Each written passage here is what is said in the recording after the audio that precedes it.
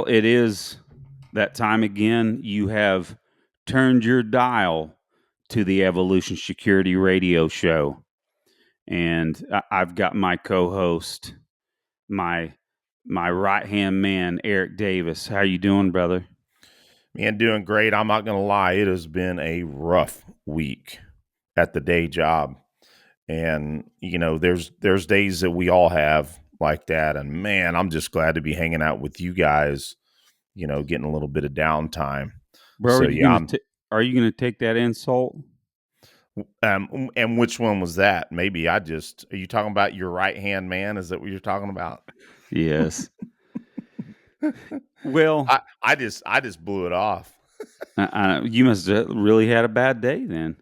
Well, in all seriousness, this is the Evolution Security Podcast. We are excited to have Mr. Adam Scholl on from Scholl Security Group.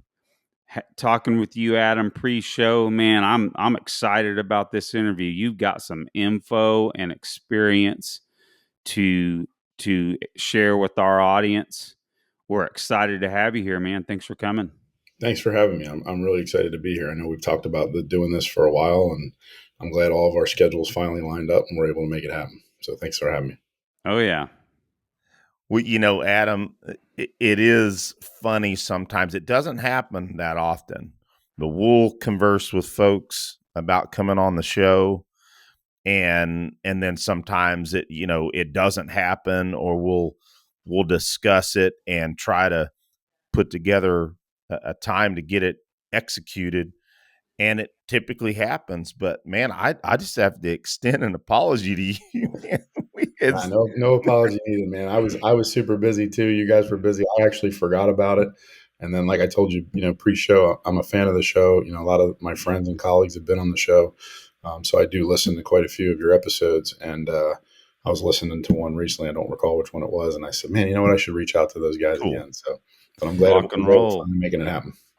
Well, Adam, I said to you in text, our show was built around our mentors and built around people that we learn from. And I told you on text, man, we emulate dudes like you. So it's an honor to have you as a fan of the show. Sometimes it's crazy how much support we get, and we feel like part of that's because the show does have good content and information from our guests, and you guys have done a great job. You've really brought on some fantastic guests and some of the best and brightest minds in the combatives and firearms and tactics space. So, I'm looking forward to shaking hands with the ones that I haven't met in person at the upcoming Combative Summit. I'm sure we'll talk about that later. But yeah, you guys have been killing it. So thank you so much. And the truth be told, if we were just doing firearms, if we were just doing firearms and just doing gear and stuff like that, we'd probably have a little bit bigger audience, maybe a lot bigger audience. But frankly, we want to do what's important. We the hard stuff, all the mat time and the sparring rounds, and that's the stuff that's not easy. So it's funny. I'll post a video and it'll be about something that's important, and it'll get a couple of likes, and then I'll post like a picture of my Filster Enigma, fixed blade setup, and it gets like 1,000 likes. Right? It's like that's just our culture. Is people want the shortcuts, but there's no shortcuts in the combative space. You either put in the mat time or you didn't. So you can put on whatever belt you want and whatever system you want, but at the end of the day, it really doesn't mean anything unless you've truly put the time in. Yeah, absolutely. And we don't mind being, not the most massive audience as long as we're doing what we believe in, So, well, with that said, thanks a lot for that support, Adam. We're so excited to have you on. So for audience members out there, you have a massive background. Go ahead and tell our audience a little bit about yourself, what got you to what you're doing now, and whatever you want to talk about to lend our audience who you are. Sure. So, chronologically, I started as a young guy professionally and working at nightclubs. So working in bars and clubs.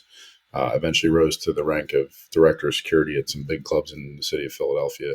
So a lot of my practical, real world experience as it pertains to the combatives kind of started there.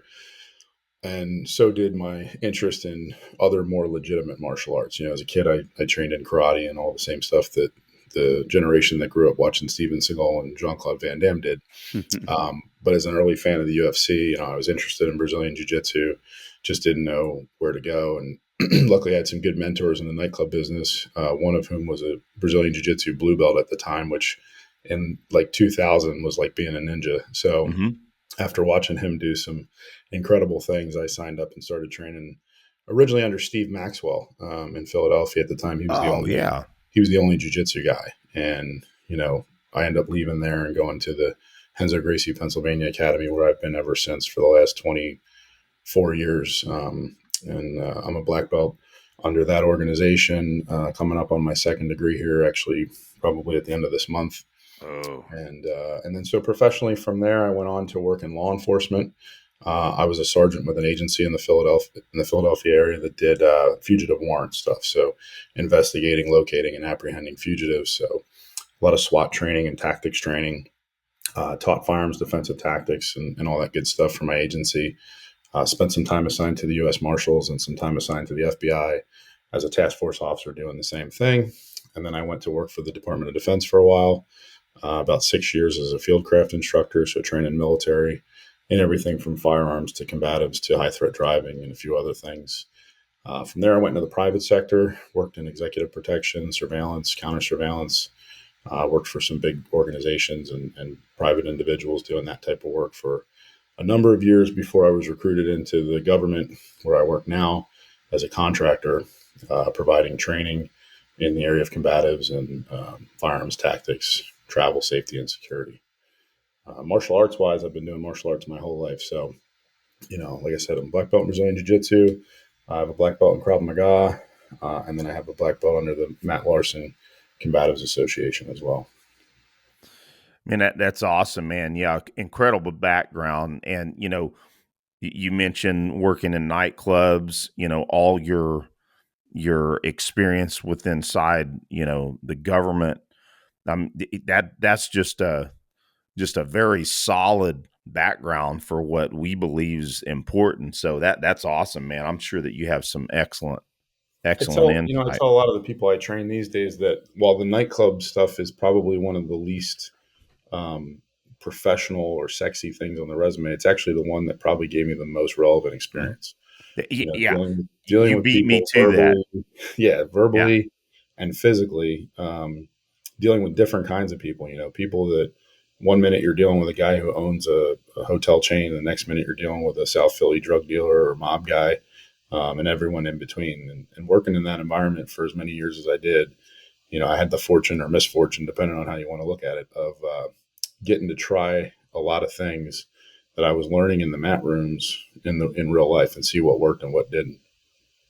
So. Yeah, and that's, you beat me to that. That was the point I was going to make. And I don't have, a large background in nightclub work. I will admit that when myself and one of our good friends growing up, he and I did a little bit of quote unquote bouncing at a club for a while. Mm-hmm. And Aaron, for your information, Tony, our good friend Tony. Yeah, I remember that time. And I tell you, it is a observance in human behavior, and a lot of it boils down to, the monkey dance and ego, which those two things can really facilitate some ugly situations. And no doubt you developed your managing unknown contacts pretty well, right? Yeah. Mm-hmm. Yeah. It's and I don't know if you guys are familiar with Jeff Thompson from the UK. Oh, yeah. Jeff with a G. Yep. So, probably 20 years ago, maybe a little longer, I first came in contact with some of his work. Read his books, his autobiography, Watch My Back.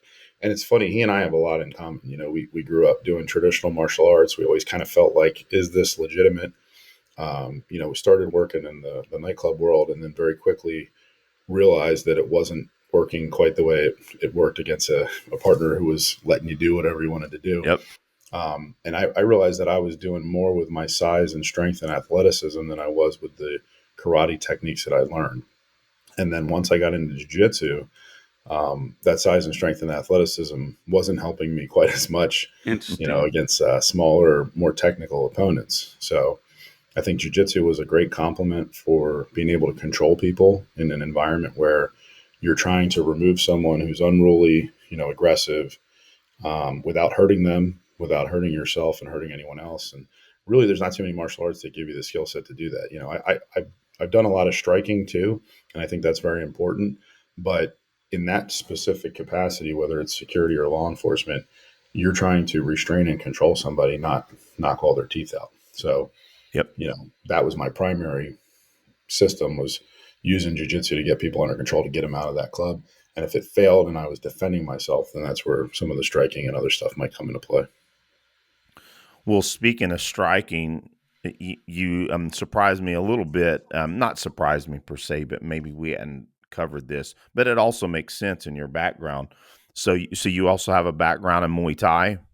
Yeah. So when I started under the Renzo Gracie organization in Pennsylvania many years ago, the program was kind of in its infancy. The owner of the school was a purple belt. We used to go up to New York and train with Renzo and his guys, pretty regularly at that time. And then as the school grew and we expanded and we added a cage and we added a boxing ring and all the stuff you see in modern MMA gyms, the owner of the school, Rich Latta, was fighting in MMA in Strikeforce at the time. Nice. So we brought in Eric Utsch, who's a friend of mine, who's a former K1, Muay Thai guy. He actually works in close protection now, ironically. So we've kind of reversed paths. But he was my first Muay Thai instructor many years ago.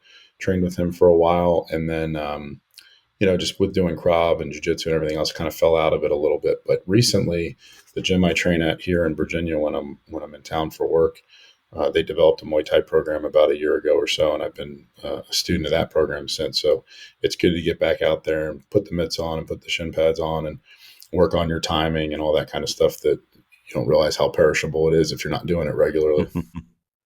Oh, absolutely. My background in Muay Thai was under Arjun Chai Sarasut. Of course, prior to joining the Army, I was in a Santo Academy affiliated gym. So, and kind of on the note that, Craig had a similar background.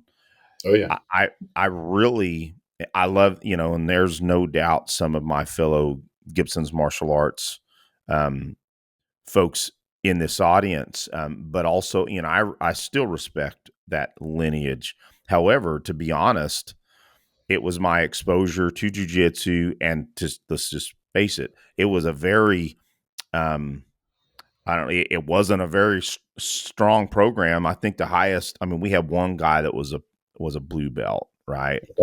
But then also the Muay Thai, so I got exposed to those two and straight up boxing. Muay Thai and Jiu-Jitsu are the two things I typically recommend to people these days. I told you I have a black belt in Krav Maga, but Krav Maga has kind of gone off the rails. In the early 2000s, there was a few places that were doing some pretty legit stuff. It was fundamental striking, basic grappling, and then filling in all the gaps that existed with multiples and edge weapons and gun stuff. And a lot of places were doing it pretty well. And then it kind of went the way of a lot of the traditional martial arts, where they lost the quality control and they started, you can come to a 3-day course and get certified to be an instructor. And then, so now you have a guy, I didn't know that. A Taekwondo guy for 20 years, and he went to a 3-day Krav Maga course, and now he's teaching Krav Maga, but really he's teaching Taekwondo and calling it Krav Maga. So I don't generally recommend Krav Maga to anybody anymore, just because I don't really know of any gyms that are doing it well. And I think for the most part, if you go and you get a decent amount of Muay Thai or kickboxing, I actually prefer Dutch kickboxing, but either or, and some jiu-jitsu, right? And wrestling, if you can find it, although that's hard to find as an adult. But if you get those couple of skill sets there, you're probably ahead of 90% of the world anyway. So that's typically what I recommend a lot of our students now. And some of the ones that aren't comfortable starting with jiu-jitsu because of some of the intimacy that's involved, I say, well, go train kickboxing, right? If you can learn how to hit with all 8 of your limbs, you're going to be a handful for anybody that tries to do you harm. And you don't necessarily need a technique to get out of every single potential attack if you know how to hit somebody really hard. Well, and Muay Thai to me is still fun. I don't train in it regularly.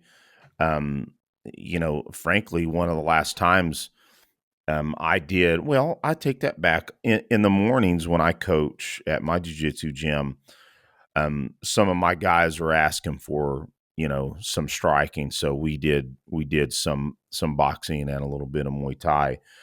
But speaking of Thailand, when we were talking up front, I got to go to a couple of camps over there. That was Oh, amazing. that's And awesome. boy, I was rusty at the time, so it didn't go as well for me in some of the sparring, but that's okay. I've heard those camps are very physically demanding too, like the running in the morning and then sparring, and then the running in the evening and sparring.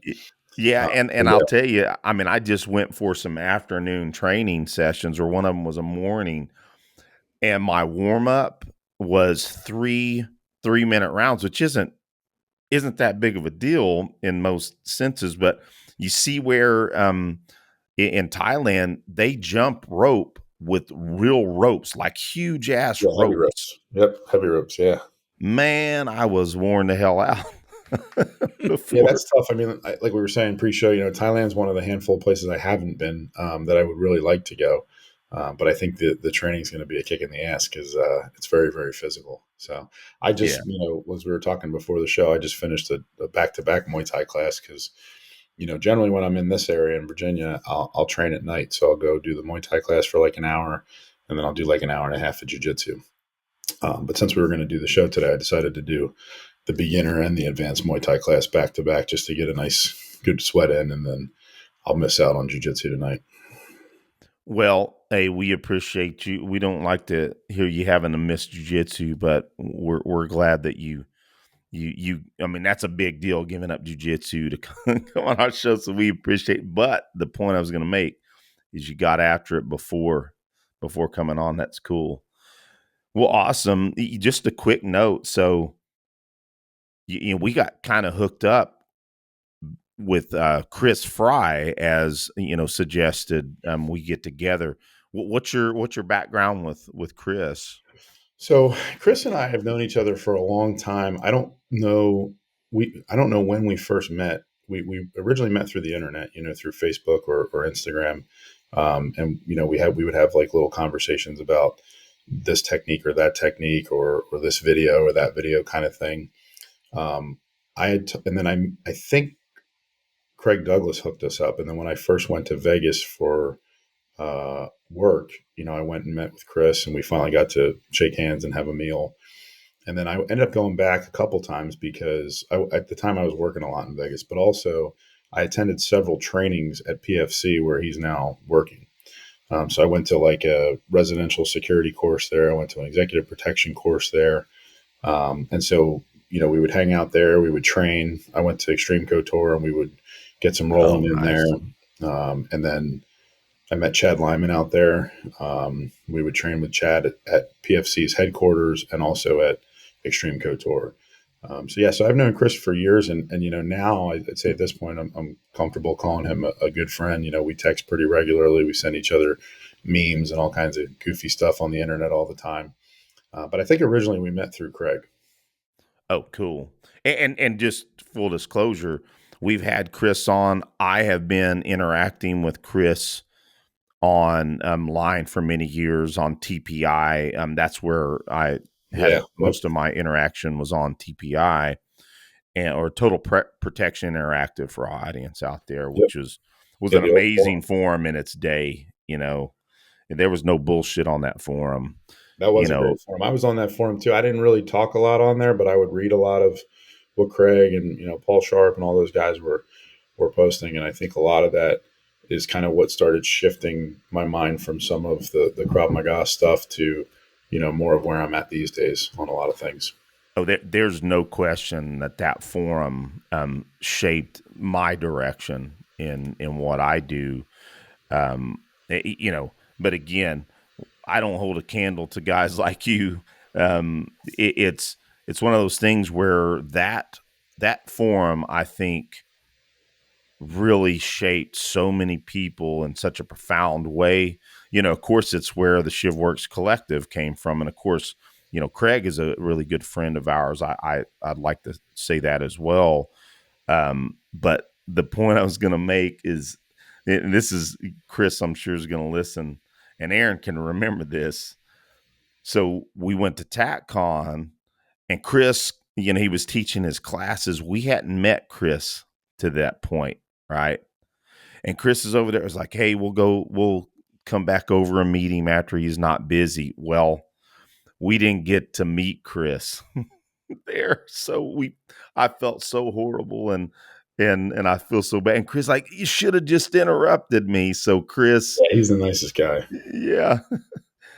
He's but a phenomenal instructor too. I know we were talking, pre-show a little bit about Craig and how highly I hold him in regards to being kind of the epitome of a professional instructor. Someone who their delivery is very, very refined and succinct. And I've learned a lot from Craig, and taking his courses, but also AI for him when he was in the Philadelphia area. But Chris is another one. He's a phenomenal instructor.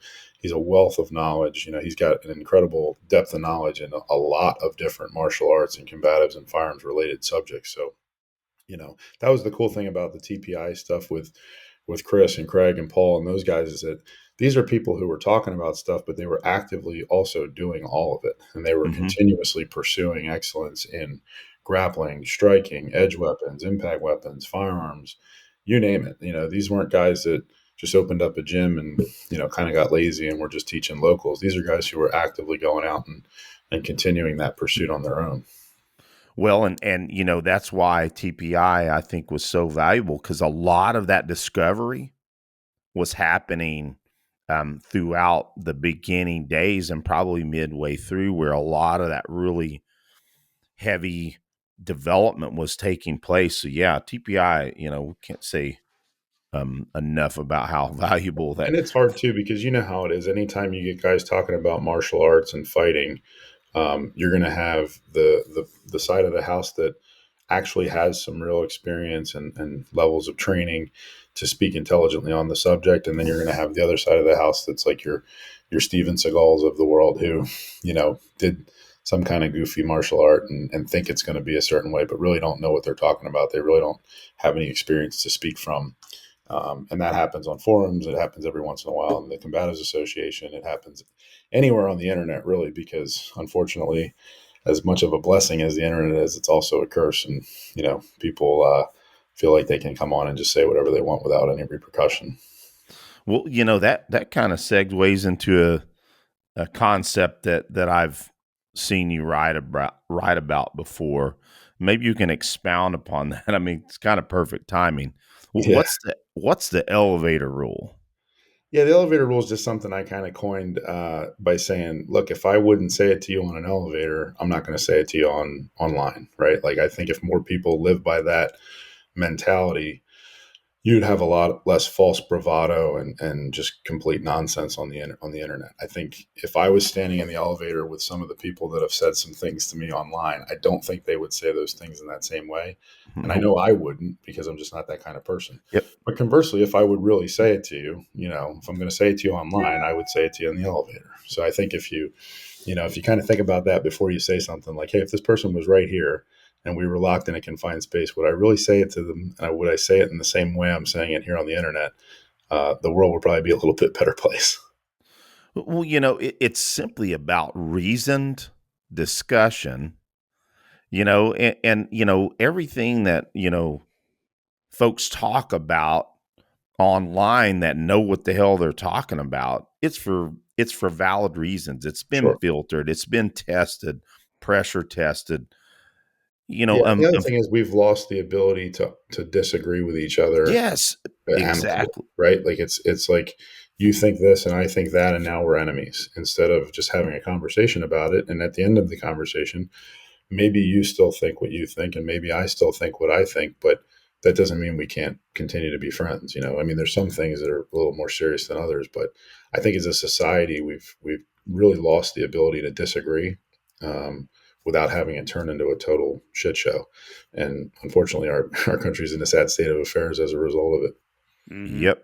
Yeah. I mean, it's sometimes trite to say, hey, these devices, my pug coming up there, Brody. Anyway, these devices, it's trite to say, hey, these are a detriment.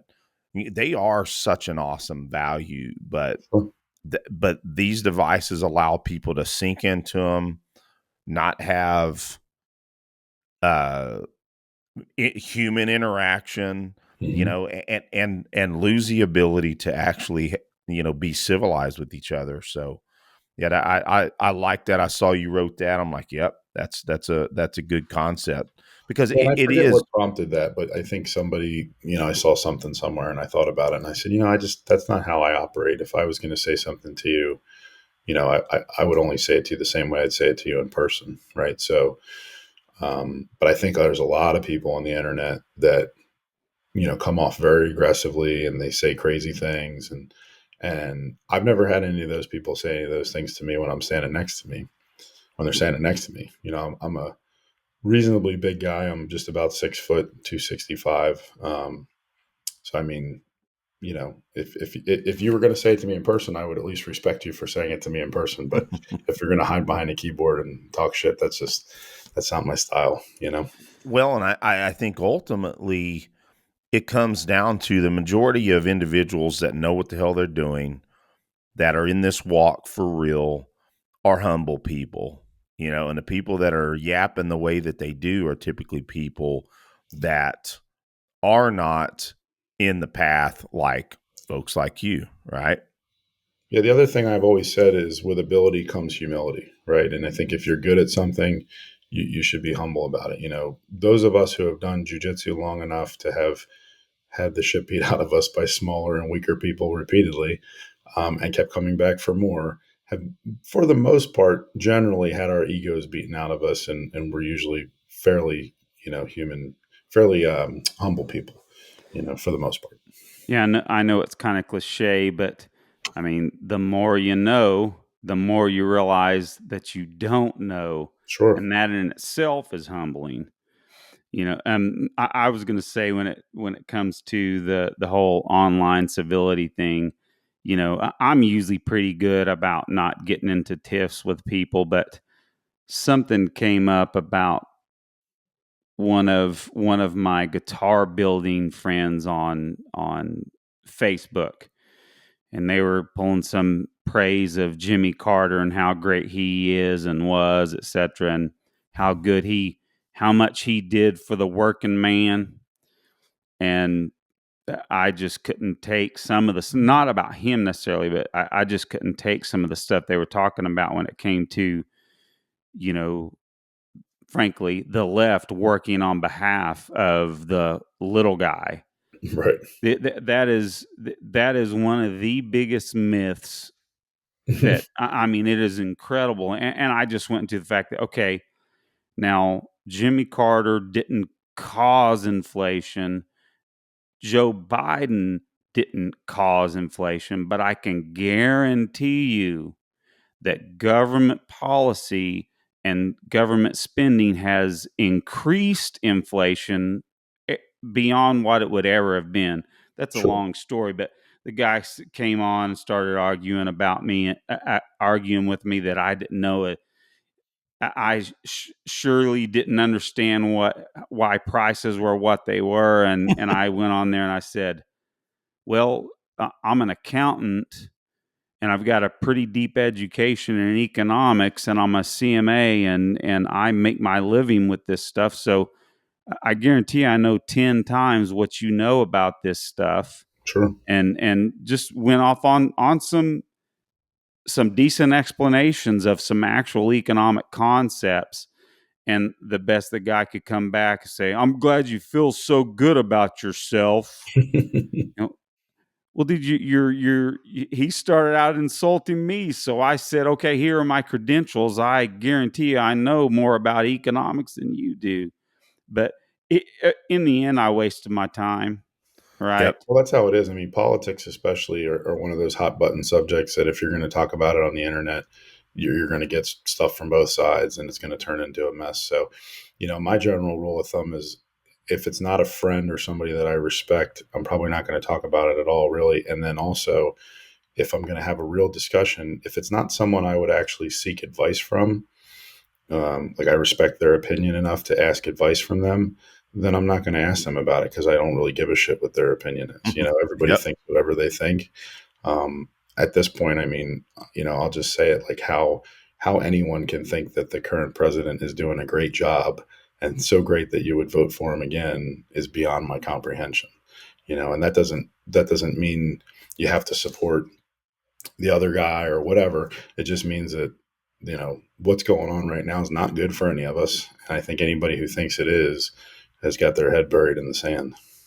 Well, can't agree more. With the average cost of about 12,000, 13,000 more, and I don't know what the current number is, an additional cost to your average family, each year right now. Yeah. Mm-hmm. Hey, You got Ukraine being invaded by Russia. You got China encircling Taiwan. You just go down the list. The current situation on the borders. I mean, heck, just today we found out that there was another 8 terrorists arrested at the border. I saw that some of them were in Philadelphia too. But Tajikistan, or I may have the country wrong. Yeah, I saw that as well. And it's kind of to go back to the combatives and stuff. I think, unfortunately, there's going to be some challenging times ahead of us, and I think that training in things like combatives and firearms and tactics is going to be even more relevant in the near future, sadly. But I think that's the way it's headed. Yes, sir. I mean, and let's see. And this isn't necessarily completely relevant, but I picked up a new book by Victor Davis Hanson. It's called The End of Everything. Oh, wow. And it talks about some antiquity societies that completely were annihilated in war. And there's more nuance to it than that, but there's absolutely complete relations to the current direction of our republic. So more to follow on this. I might discuss this on the air, Aaron, by the way. That sounds good so to me. far is amazing. Victor Davis Hanson is a brilliant mind. So. Oh yeah. I'm just writing that down. I'm gonna have to pick that up. That looks like an interesting read. Yeah, I saw it. I saw him talk about it on one of the programs, I forget, and I went on and ordered it, and I'm about a fourth through it this week. So yeah, it's incredible. This is an aside, but it's still somewhat germane. I want to give a shout out to our friends over at American Warriors show, Rich Brown and Mike Seaclander. Eric, they've got a couple of really good episodes. I'm only on the first one, but it's Nuclear War Part 1 and Nuclear War Part 2. Yep. Dude, they're talking about some fascinating stuff and some scary stuff too. Yeah, I listened to the first one, and I'm about halfway through. Listeners, you need to go out there and listen to those shows. Both Mike and Rich are some good friends of ours that we have met through us essentially being colleagues, not competitors, colleagues. And yeah, that one thing they were talking about, and I'll cut it short, is that there's been a handful of times where it took human intervention to stop automatic launching of nuclear weapons. Wow, did not know that. They explained one specific time, and I think they said it was in a matter of like 6 minutes that it was called off. That's some scary stuff. So yeah, maybe give that a listen. And they were talking about a lady's book on there. I can't remember her name, but everybody go out there and listen to them. They're excellent guys. And Rich Brown, man, he's a wealth of knowledge too. But so this is probably, speaking of being prepared and delving into the things that we need to learn and engross ourselves in because of the possible things that we may have to deal with in the future. Adam, why don't you tell us about the Scholl Security Group? Pardon me, I keep getting scared about pronouncing your name. Yeah, no worries. So yeah, Scholl Security Group's my company. I started it probably about 10 years ago now. And the original intent was to do kind of a combination of security related functions, combatives training, firearms training and tactical training. I ended up doing mostly just combative stuff, teaching combative stuff. At this point, like I said, because of my work with the government, I really don't do a whole lot under that umbrella. But I did have an active program where I taught self-defense and combatives at the Renzo Gracie Academy in Pennsylvania for a number of years. I still have some courses that are built out that I could absolutely take on the road. I just haven't had the time or the inclination to put that together. But I've toyed around with the idea of doing something like Craig does, where a 2.5 or 3 day course here and there, maybe quarterly. So that might be something that you could see in the future. But as far as what's going on with the company now, not a whole lot. I mean, I still have an Instagram presence. I'll post some interesting videos. Usually it's somebody making a poor decision and paying for it, with regard to self-defense and letting their ego get a hold of them and ending up getting stabbed or cut or injured in some way. But that's about it. Right now, I'm really not doing a whole lot in the private sector, just because, like I said, I am pretty busy with the government side of the house.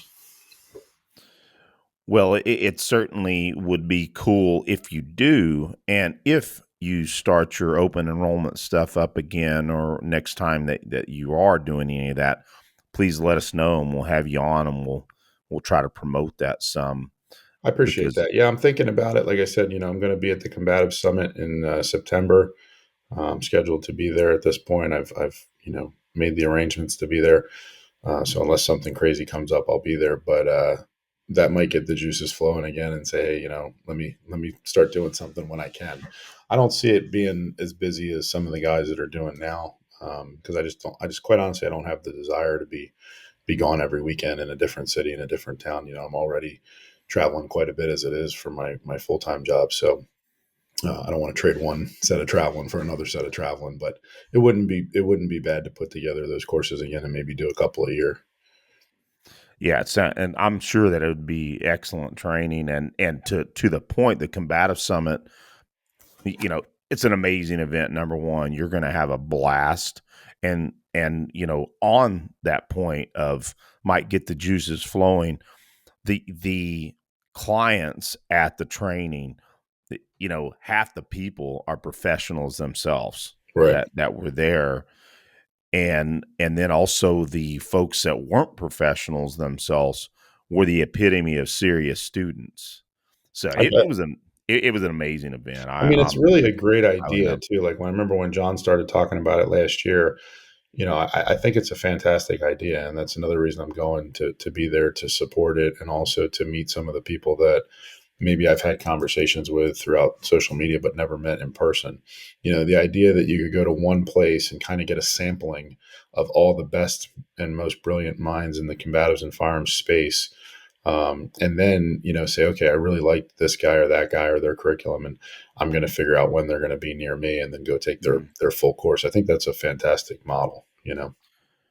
Well, and I truthfully believe this, and it could be that we kind of lie inside of an echo chamber these days, Aaron. You might agree with that, because we surround ourselves with individuals that are in this same path, and or more importantly, Eric, our mentors. Yep, go ahead. can you hear Josh running off on his Harley right now? It's like, I dang, can it's loud. I actually couldn't hear it. Adam, my 18-year-old just got a Harley last week, and Thanks. he just cranked it up. No, no muffler, just straight pipes. That thing's loud. Sounds badass. Tell them to be careful. Oh yeah, if Eric, you can attest to how serious he is about stuff. Yeah, So, he he gets on to you about speeding. oh yeah, he doesn't like riding in the car with me because I speed.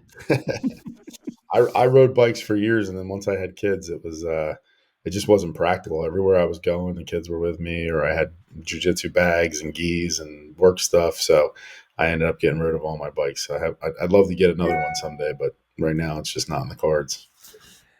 Yeah, I have very, very many a time almost pulled over to the Harley shop. I mean, I probably hadn't thought about it in about, I don't know, 6 years or so, but multiple times I almost went and got one. And heck, there was a Harley shop right next to my wife and I. We used to go to this place called the Ram in Washington State. It was kind of our place. And that was when it was real difficult because I'd go over there and, we'd have dinner and a couple of adult beverages. And next thing I know, it's like, man, I think I'm going to go over and get a Harley. But Yeah. at this age, it's not in the cards anymore. It's not something that I sit there and think about all the things that I could do with that money. And just, I think about, how would I need to learn the proper writing and all that stuff. I kind of feel silly Bro, for it's saying it that it's way, but it's just like firearms. You need to take some riding courses so you can truly ride safely. And I mean, I'll tell you what, I am somewhat tempted to get a Ducati Street Fighter, but then I start thinking about it and thinking, hey, that could go towards vacations and stuff with my wife. But boy, it's tempting too. That's where I'm more of a sports car kind of guy, and the Ducatis speak to me. But my son's Harley's pretty dang cool. Didn't mean to get off on that. I was like, man, is his motorcycle exploding over the air here? yeah, I didn't hear Yeah, I didn't hear it either. it. Well, Adam, I think, man, I would like to talk a little bit about your close protection, executive protection side of your business, whatever we can get to, Sure. minus any OPSEC. Yeah. I mean, go ahead. So my company, Scholl Security Group, so I worked individually and subcontracted for other larger entities. A company that I worked for directly for a number of years, Larsen and Associates, they're based out of North Carolina. They run a really good 9-day executive protection agent training course down in Miami about 4 or 5 times a year. I used to teach that course for them with the Cool. owner of the company, Joe Lasorsa, and a handful of others. But again, these last few years I've been pretty busy, so I haven't been able to do that. I still have a close relationship with them.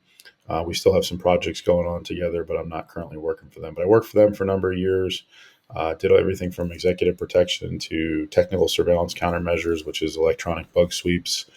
I managed some pretty big projects in Florida and then Puerto Rico during the hurricanes in 2017. So Hurricane Irma and then Hurricane Maria, we had like 400 people on the ground in Puerto Rico, where we had no internet, no electricity, no anything really, for a couple of months, and we were supporting a large client down there, trying to get armed security out all over the island. So I was in charge of that project on the ground, and then for the other companies that I've worked for individually as an independent contractor, we've supported the NFL, the NBA, and a couple other really big clients. So I've done the close protection for the Super Bowl for I think about 5 years now.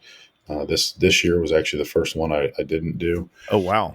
So every year we fly in and spend a couple of weeks supporting both teams and the coaches and players. Anytime the NFL would travel out of the country, we would support them as well. So I've been to Mexico with the teams and worked down there as an advance agent, as a close protection agent. So I've kind of done everything in the close protection world, from actual close protection, advance agent, which is when you're basically running around figuring out all the logistics for the team, detail leader, shift leader, you name it. And then I've also done a lot of work in a surveillance and or counter surveillance capacity, depending on who the client was. So it was a good run. I enjoyed it. I still do some of it here and there, but like I said, with the government stuff keeping me busy, I've cut back pretty significantly on how much EP or CP work that I take these days.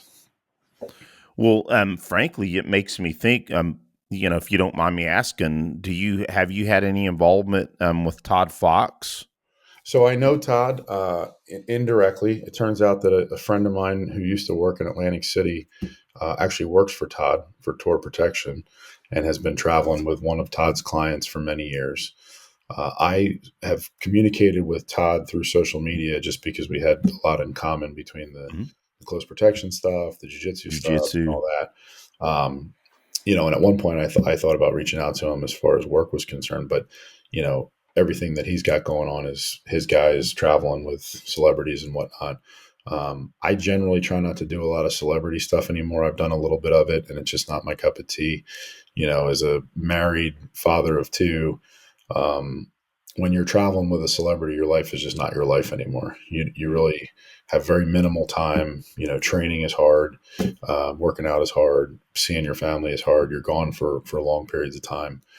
So, my current job, I travel a lot as it is. So again, for me to go leave that and go back to traveling all the time with celebrities is probably not optimal. But yeah, I know Todd. I've had a few conversations with him through text message. I like a lot of what he's doing as far as training. He seems to be one of the more squared away minds in the EP field. And the other thing I like about Todd, and I've actually written articles about this for a couple different publications, is that Todd's one of the few guys that I'm aware of that's working in the executive protection field who legitimately also has the physical skill set to do something if shit hits the fan.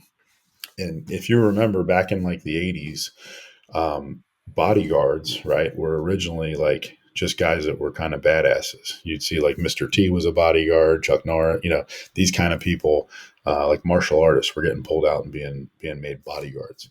And then it became more of an actual profession where they realized that, hey, you need someone that looks the part, talks the part, they're intelligent, they're doing a lot of logistics, a lot of travel support, a lot of concierge type services.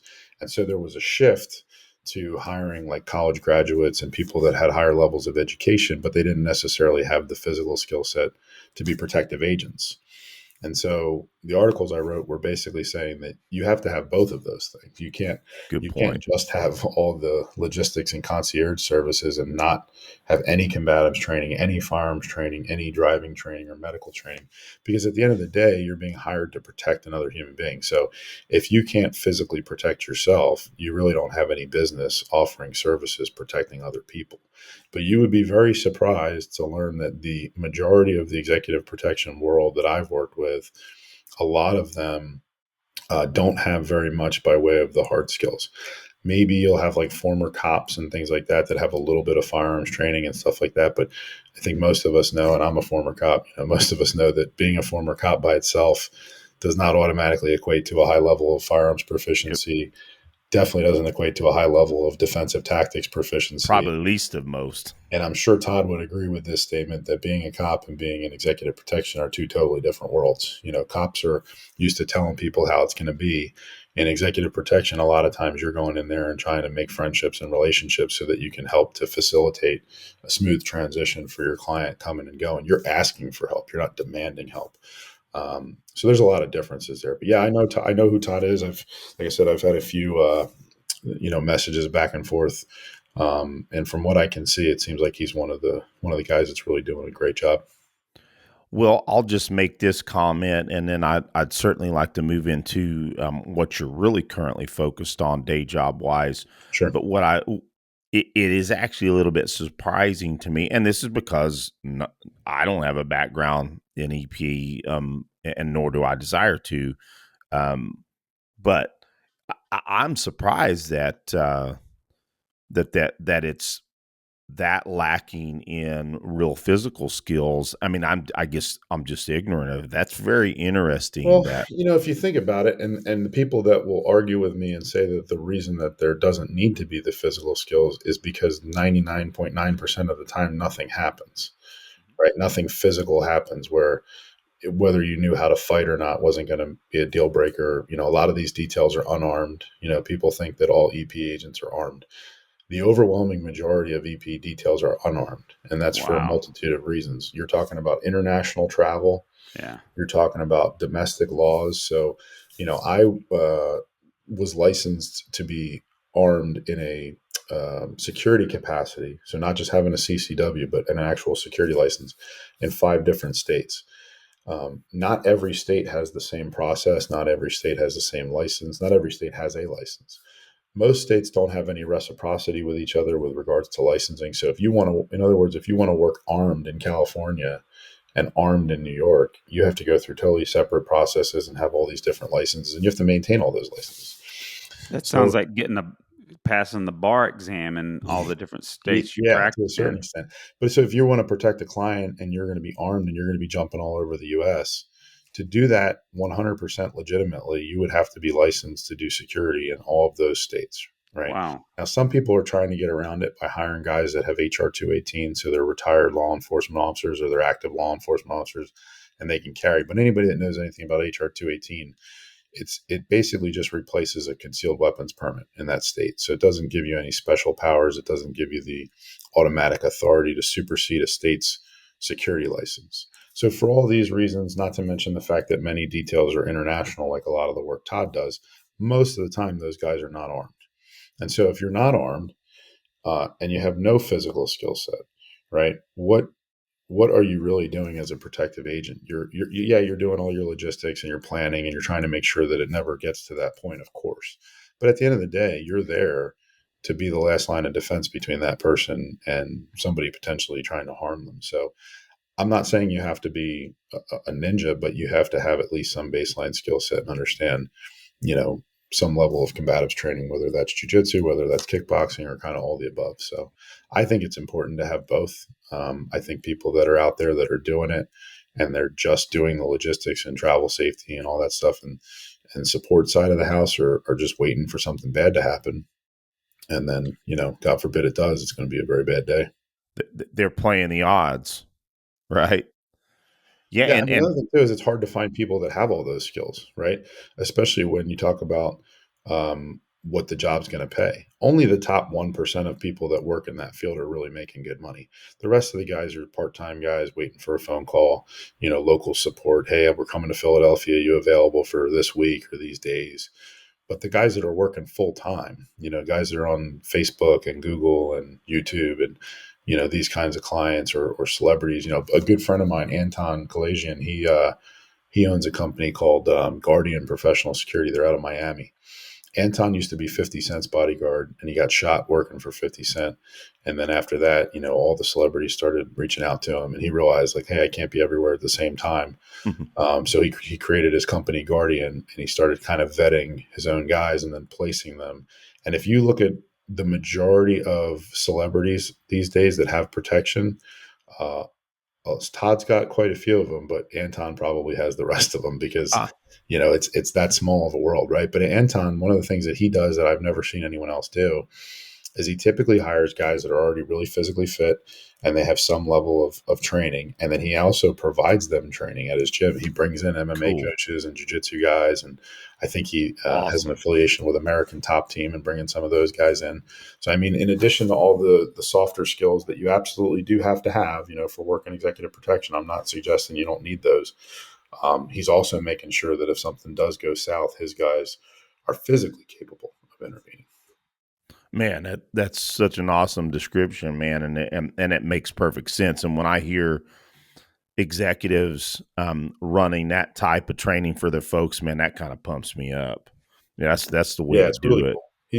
He's one of the few people that I know that's taken it to that level. He also does a lot of event security, and event security is very different from executive protection. You're more likely to be putting hands on people in event security because you're throwing people out of the stadium or the venue. But regardless, you know that's how he operates his business. Is his guys are, you know, they're very squared away in all the facets that they should be. Very cool. Wish we had more chiefs of police that thought that way, but I digress. Yeah. Ironically, there's a local chief near me who just took over a department that's a couple towns over from mine, who's a Brazilian Jiu-Jitsu black belt, and Mm, he is Awesome. actually looking to bring on some guys, and has said specifically that you know having some level of Jiu-Jitsu training is a prerequisite in his opinion. rock So on. So he seems to be doing some good stuff. I've even had some conversations about possibly going back into law enforcement because of guys like him. That's about the only way I would consider it at this part of my life. But local and a good chief and someone who values training and specifically defensive tactics training. Man, that's awesome. Cool. So speaking of your current, your focus in your day job, can we talk a little bit about what you're doing in training with some of the government agencies you work with? Yeah, so basically, right now I'm a contractor for the U.S. government. I mostly provide training. That's my primary function, and the training is typically focused in combative self-defense, travel safety and security and awareness, and then also some firearms stuff. So, helping to certify firearms instructors. So, helping basically teach people how to become better instructors. People that already should know how to shoot guns, pretty well, but focusing on the teaching side of it. How do we make them better instructors? How do we make them better able to diagnose problems and fix shooters? Giving them podium time in front of the class and evaluating their presence and their deliveries and things like that. So I'm based in the Northern Virginia area with the agency that I work for, and then I travel quite a bit overseas. I've been to over a dozen countries over the last couple of years for short-term assignments where we go basically any place there's a U.S. embassy, and we'll come and provide training to U.S. personnel. So most of that training is focusing on basic self-defense skills, physical skills, as well as a few presentations that are really focused on some travel safety and security stuff. So tips and tricks to beef up security while you're traveling, things you can do before you go on your trip to prepare yourself, things you can bring to beef up your hotel security in your room and whatnot. Improvised weapons, things that you can use as a weapon that are not traditional weapons that you can take through checkpoints and carry on planes and all that kind of good stuff. And then we talk also about the softer side of self-defense. So all the stuff that isn't all the punchy kicky stuff, but it's really important because it's maintaining high levels of awareness, taking steps to avoid potential problems before they become problems, how to de-escalate problems. I think de-escalation is a skill that could be a whole course, right? I mean, when I worked in the nightclub business, for every story I could tell you about getting in a fight, there's probably 100 more where we de-escalated a situation and nothing happened because we were able to talk to people. And I think that de-escalation is a skill set that a lot of people don't understand. I think it's, the pitch, the pace, the tone of your voice, the words you say, how you say them, how much eye contact, your physical body posture in relationship to the person that you're dealing with, avoiding hot button words. Like I always tell every class, how many of you are married and how many of you, when you were married, got into an argument with your significant other and said, calm down, or said, relax, right? And everybody laughs just like you did. And they say, I said, it never works, right? It never gives you the desired results. So don't do that. Like eliminate those words from your vocabulary when you're trying to de-escalate a situation. So Nice. just being aware of stuff like that, right? And then also we talk about escalating. Like there is a time and a place where if I can't de-escalate, I know that this person's about to do something to me. Well, I may have to strike preemptively, right? I'm not going to sit here and receive a certain amount of physical damage before I'm allowed to defend myself. If I can articulate that certain criteria has been met, there's a time and a place for me to strike first. So in a nutshell, that's pretty much what the training is that we provide. And again, it's primarily to U.S. government personnel that are living and working overseas or preparing to live and work overseas. Man, that sounds like important training. And man, I'm glad that folks like you are on the job. I'm curious, is there any, recent, not necessarily specific location, has there been any kind of unique situations during some of your overseas instruction that is notable? Most of them are pretty mundane. Like I said, I've been all over South America. Down there, the big thing was when you were getting in Ubers at the time, like COVID was kind of wrapping up, and they said you got to watch out for getting in Ubers. A lot of the Uber drivers would ask you to use their hand sanitizer when you got in the vehicle. Ah, At the time, they were lacing hand sanitizer with something called scopolamine, which is a drug that can essentially render you incapacitated. And so then they can rob you or rape you or do whatever it is they want to do to you. So the little things like that come up where we need to be aware of that.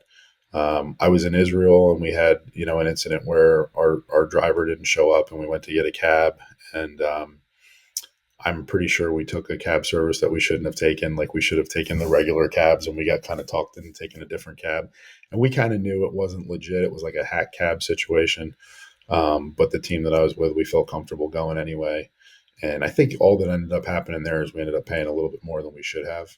But we all knew we shouldn't have done it, and we did it anyway. So that just goes to show you that even people who teach this stuff can make mistakes in the heat of the moment, right? So we learn from Sure. that, and we use that as an example to our students of what not to do. I was just in Africa recently, and that place is pretty chaotic. So you have to kind of keep your head on a swivel when you're out and about. I think it's funny, some of these places you go, you have to go through a metal detector to get in your hotel, or you have to go through a metal detector to get into the mall.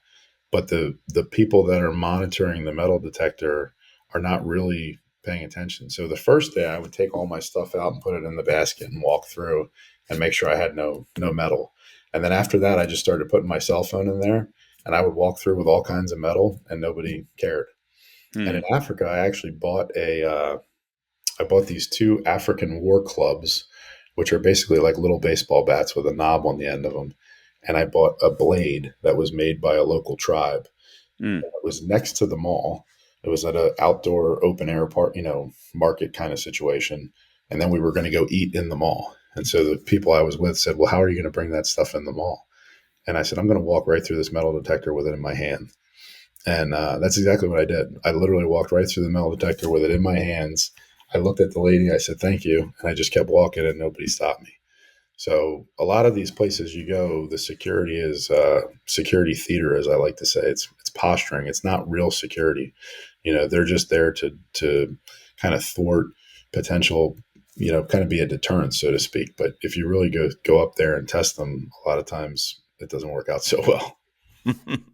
Well, and which makes it so much more important that you do the exact same thing that you just said you do, is see what you can get through, because you never know when shit's going to kick off, and you're going to want to have some tools, Yeah, we're Yep. we're a big proponent of improvised weapons. A lot of our people are not in a capacity where they're going to be carrying weapons, and so being able to have something that they can put in their hands. I mean, if you're not going to train, 6 months or a year of kickboxing and another couple of years of jujitsu, it's hard to have the physical skills that you might need, when the time comes. So one of the things that you can do that can kind of give you a little bit of a force multiplication is to have some kind of tool in your hand and be ready, willing, and able to use it. So one of the things I carry is a small handheld flashlight, something that just makes a nice fist fill.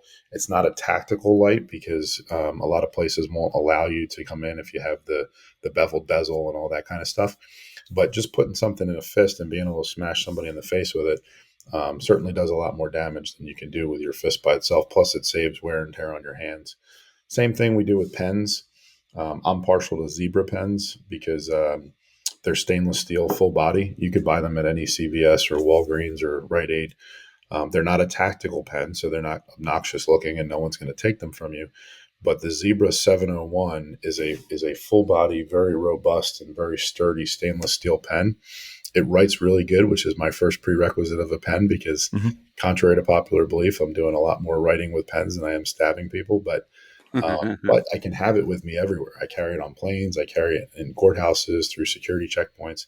And if I put that in a fist, that could be essentially an edged weapon, right? It could allow me to poke holes in someone.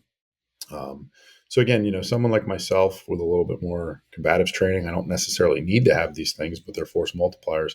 But other people that don't have the same level of training and experience with regard to personal safety and combatives would probably benefit from having something like that and then knowing how to use it and having practiced it. Yeah, that's awesome, because I was just about to ask you, hey, give our audience members out there that may not have any of these thought processes, just a few tips on what they can do. Well, I'll tell you, since we're on the topic of improvised weapons, there are four categories of improvised weapons. You have impact weapons, which are anything that you can pick up and hit somebody with. So from a portable perspective, I got my little flashlight. Maybe I'm carrying a stainless steel water bottle, stuff like that, right? Anything I can put in my hand, I can hit somebody with. Some impact weapons are going to also offer range, like a cane or a stick or a baseball bat or a mag light or whatever, right? And some of them are going to be smaller. So that's the first big one. The second big one is edge weapons. And that's anything I can put in my hand where I can poke holes in somebody or cut them. So one of the best improvised edge weapons is screwdrivers. Oh, I can yeah. tell you how many crackheads I've gotten in a fight with working in the nightclub business and back alleyways that have tried to stab me with a screwdriver. Actually, on a couple occasions, it ended up being a screwdriver that had been sharpened. But screwdrivers, even by themselves, whether it's Phillips or flathead, are very, very sturdy, very robust. You put them in a hammer fist, you put the soft end in the pointy spots, and you lather, rinse, repeat as necessary. It doesn't take a rocket scientist to figure out how to do it. You don't have to be a Kali or a Screama or, whatever practitioner. You just have to have the willingness to do it. So edge weapons, that pen could be an edge weapon too. So those are the two big ones. And then after that, you have projectile weapons, which is anything you can launch, shoot, spray, throw. It could be a fire extinguisher, it could be a fistful of sand, handful of change, could be grabbing stuff off your desk and throwing it at somebody. And then you have flexible weapons. Flexible weapons are things like your lanyard, choking somebody with it, a hoodie, a shirt, wrapping it around them, taking a padlock and putting it in a sock, right? Stuff like that. Yeah. Flexible weapons are a little more challenging. A lot of people, when they try to do the old padlock on a handkerchief thing, when they go to hit something with it, it bounces off of the thing and it hits them in the face. So typically we advocate for people to use impact or edge weapons just because they're much simpler. Yeah, that those are good tips. And when you talk about the flexible weapons, it reminds me, all of us that grew up with martial arts as young people probably messed around with chucks, Mm-hmm. right? Oh yeah, I had And nunchucks. Yep. how quickly we learned that, and it's funny. There's a reason they were covered in foam when you had the first pair, because they were bouncing off of stuff and hitting other stuff, and Yeah, it is funny thinking about that past. I remember when I was a teenager. I don't know, probably when my first year or first semester in college, I think I was carrying a pair in my car. I just think about the silliness. I made, and this is embarrassing, I'm going to say it anyway, but I made if you saw the movie about Bruce Lee with his son, I forget what it was, the dragon or whatever. He had a thing where it was like a handle to a gardening tool and then a long chain, and he had it Hmm. wrapped up in his back, and he pulled it out in the movie. I made something like that when I was a kid and was playing around with it. It was like a dog chain and a garden handle or some nonsense. We've all been there. Yeah. I would say probably listeners of this show have done some of that. Oh, I'm sure. Well, awesome, Adam. Excellent tips. I think it's important, just saying from my own perspective, because I travel overseas a lot, is a lot of that's important to think ahead, and figure out some things that can add force multipliers to your personal protection and Yeah, to I your. mean, one of Go the ahead. biggest things people can do if they're going to travel overseas is not, the improvised weapons is great and all that stuff, but really one of the biggest things you can do is do your research, right? So know Mm-hmm. where you're going. There's plenty of open source information out there. The State Department has a website Yep. called the Overseas Advisory Council where they pretty much prepackage all this information for you. So crime rates, common ruses, terrorist presence, and all this kind of stuff. And basically, you just want to know where you're going, right? And then, have your basic area familiarization. So know where's my hotel in relationship to where I need to be. Are there any gangs operating in the areas, or any, what kind of crime is in the area? Sometimes you can find good stuff on Instagram and stuff like that too. And just having all that information ahead of time, so that way when you get there, you know what you're getting yourself into. I think a lot of people show up in another country, they don't know where the hotel is, they don't know where the ambulances are, or hospitals are. They don't know whether police are friendly or not.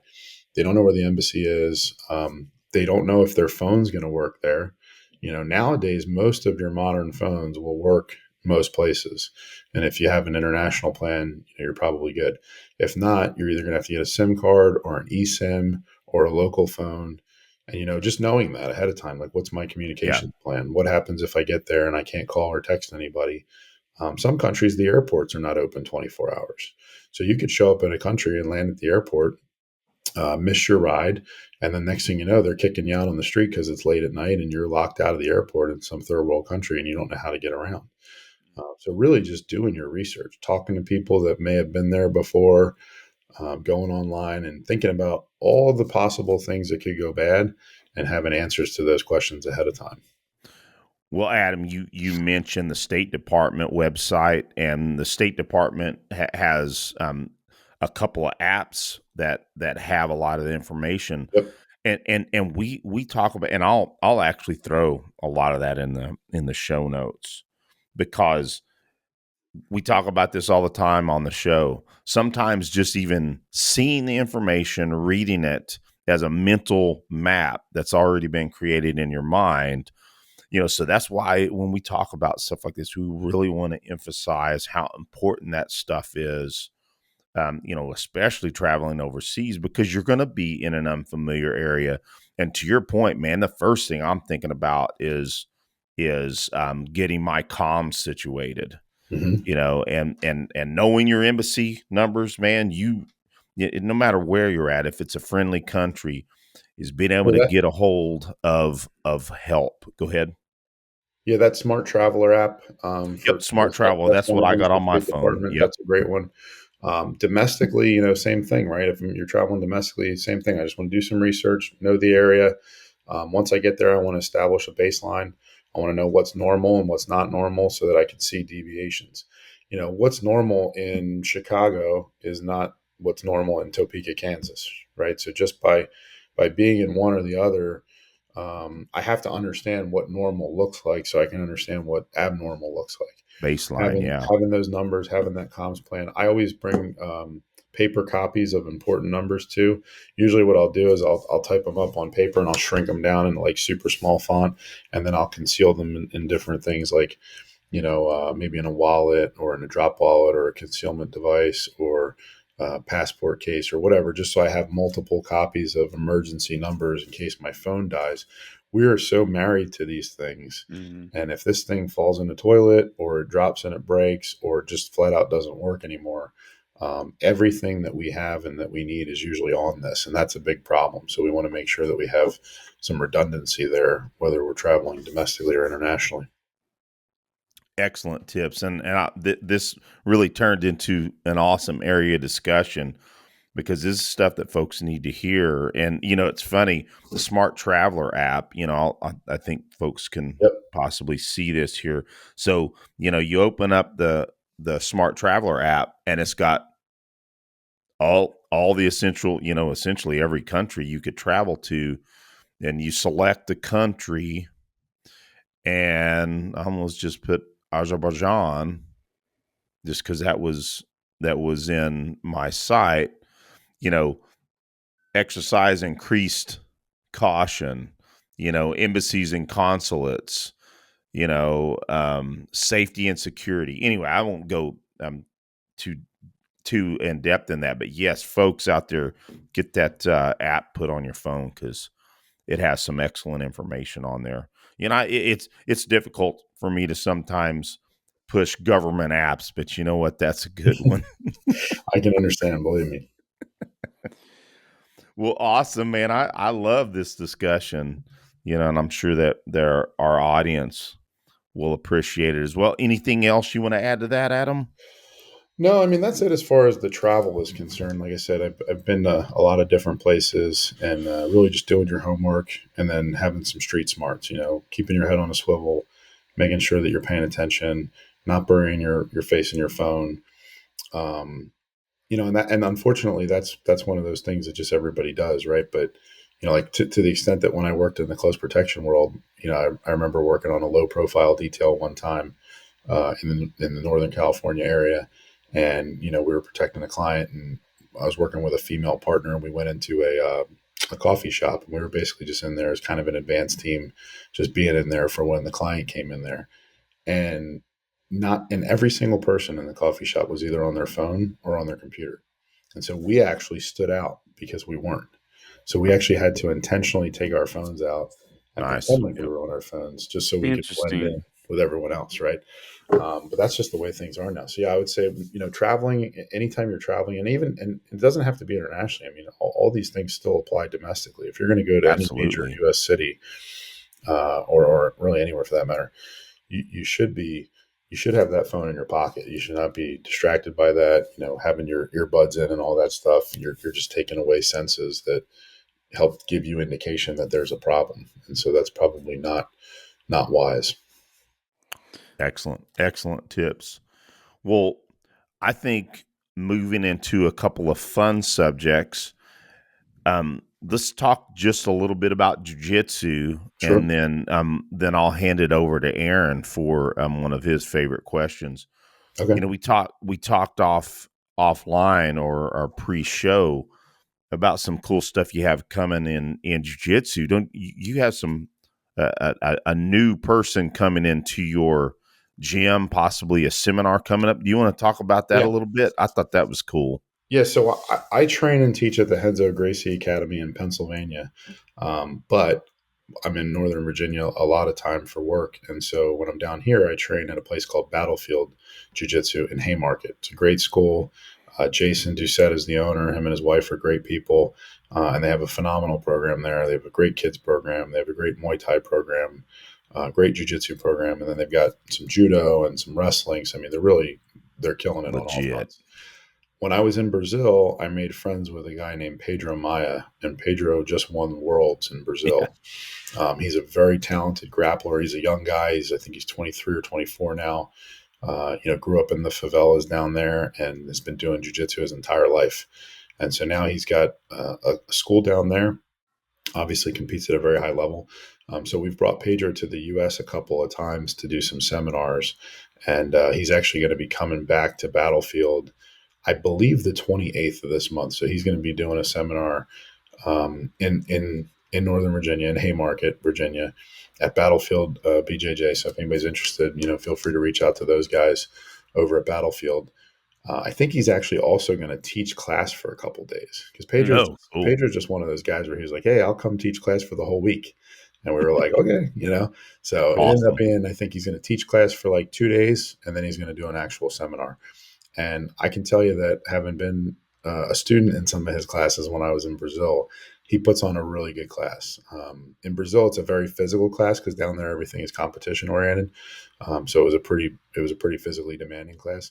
But up here, he usually caters it more to the audience, and he just has a really unique way of teaching. Rather than your traditional jujitsu, like, hey, we're going to teach 2 or 3 moves tonight, then we're going to practice those moves, and then we're going to roll.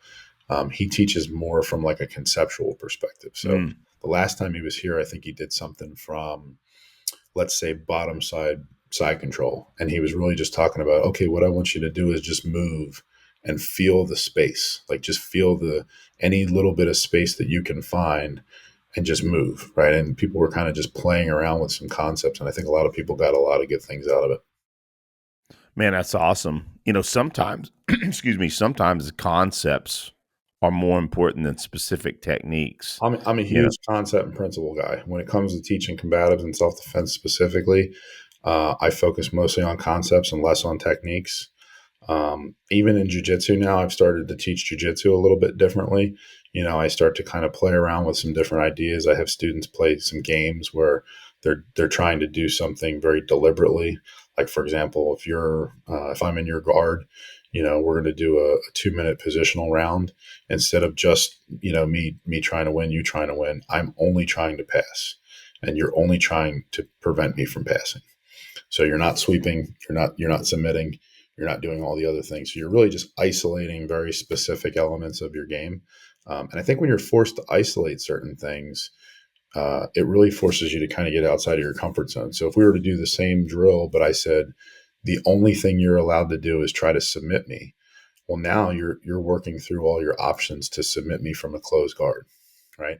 And so you probably have a couple that you would use regularly if you're in that position, but you're also gonna, once those fail, you're gonna be like, okay, well, what else can I do? mhm. And you might remember something that you haven't used in a long time, and then you bring that back into your little repertoire. So I think principles and concepts are definitely very important when you're talking about learning self-defense and combatives, especially self-defense and combatives, because, if you just train, you come into class and how do I get out of this grab? How do I get out of that grab? How do I do this? How do I do that? That's a lot of information, and you're not going to remember all those techniques. I always tell people, like, if you're grabbed in any way and you can hit the person, start there, right? Like that's a pretty easy response that you can remember almost always. Whatever targets are available, hit them. Yeah, it's good. And I have to admit that I really wish that most folks understood how important that type of positional drilling or sparring, really is, because there's so much more you get out of that. I'm not saying that you don't get more out of that out of regular free rolling, but if you're doing that a high percentage of the time, and then you move into your standard free rolling, man, just the amount of expansion that you have from that type of drilling and or sparring is paramount. I'll give you a great example of that. I did a ton of positional drilling at the level of blue belt. And at the time, I was probably like on the verge of purple belt, and I was tapping out purple belts and tapping out a couple brown belts, doing a lot of positional training. Then I left jiu-jitsu for a few years, and then I eventually came back, made it all the way up to brown belt. At the time, I was a brown belt, but at that time, I wasn't doing any positional training. And when I would roll with people, I could typically get top position because I'm a bigger guy. I could keep them there, and then I could submit them. And eventually, I got hurt. And when I got hurt, I tore some ligaments in my knee, and I couldn't start from the kneeling position. So I ended up having to sit on my butt for about 8 months. So that gave people an advantage to get on top of me. And very quickly, I realized that my bottom game was not good. It was nowhere near where it should have been at that level. So it forced me to recognize that that's where I need to do the work. And that's exactly what positional drilling does. And that's why I tell people, at least once a week, you should be going through all the positions and drilling, because you can kind of use it as a self-inventory and say, okay, I did really good on top side control. I did pretty good on mount. My bottom side half guard sucks. My bottom side control sucks, right? And if you were to give yourself a letter grade, whichever ones are the lowest are the ones you probably need to spend some time on. Nice. Excellent tip, man. Mm-hmm. Excellent. Man, that's folks should be getting a lot out of those. Again, mental cues. We say all the time in this show, mental cues that we all need to be thinking about. Awesome. Well, Aaron, what you got, brother? Well, this brings us to the most important question of the show.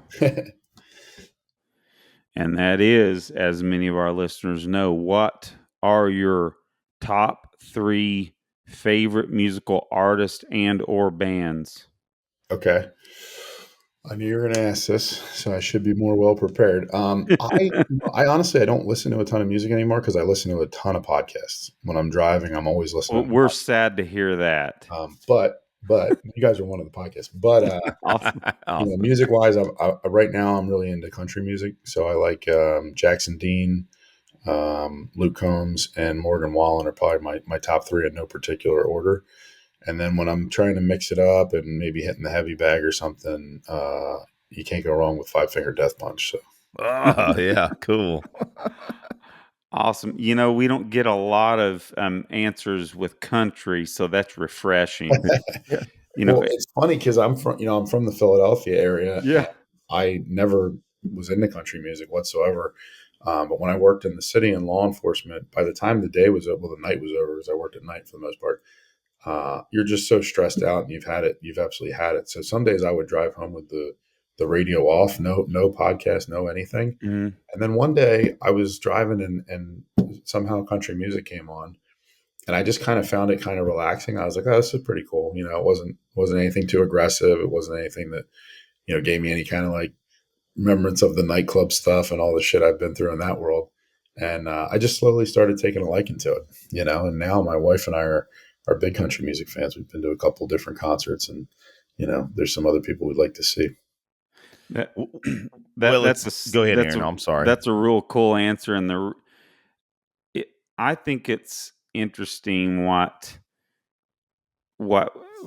even, just specifically in music, how our state of mind when it comes to what we're busy with can get us into a different world of music.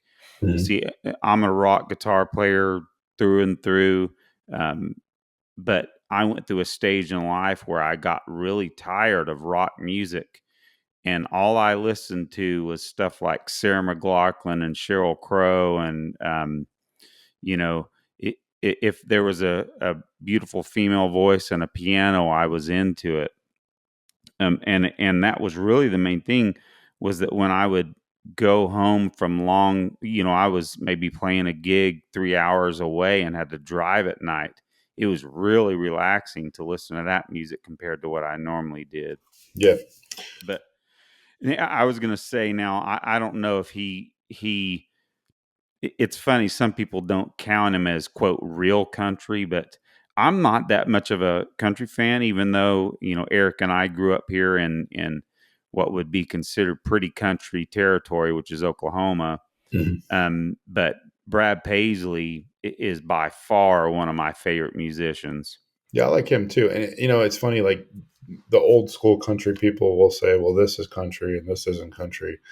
I don't really give a shit. But the guys that I listed, they're like a newer, I guess like a newer school country or whatever. Mhm. But whatever they're doing, I like it. So, Cool.